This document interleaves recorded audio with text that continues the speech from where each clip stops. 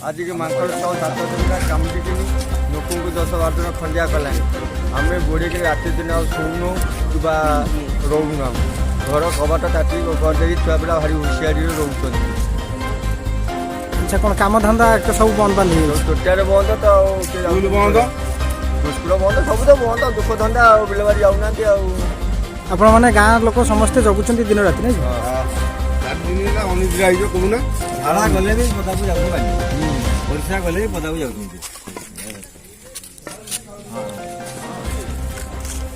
धर्मशाला निर्वाचन मेला उत्तर प्रताप ग्राम पंचायत उत्तर प्रताप गाँव राखी दीर्घ 4-5 दिन गोटे मांकड़ एमती उपतर कर घर बाहर स्कूल छुआ स्कूल जापना मूलिया श्रेणी लोक 75% सी आज्ञा कम को भी जापना प्राय 8-10 जन पूरा खंडिया खबरा कर लोक आज्ञा घर बाहर बारंबार जनइला छोट छुआ भी आसुना किसी फरेस्ट वाला आसी से भी तार किसी से प्रतिकार करूना तुरंत तार प्रशासन प्रतिकार करंतु उत्तर प्रताप को बंचा दो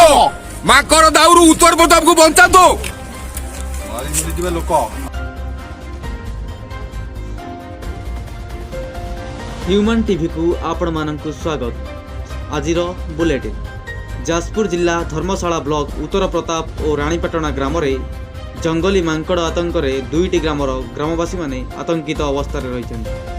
घटनारू प्रकाश जे आज को 4-5 दिन हेबो एक बुढ़ा मांकड़टी ग्रामर लोक अतर्कित भाव में कामुड़ी पकाउछि।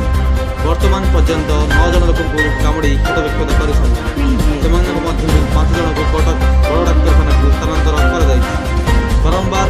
ग्रामवासी तरफ प्रशासन निकट में अभियोग कौन पदक्षेप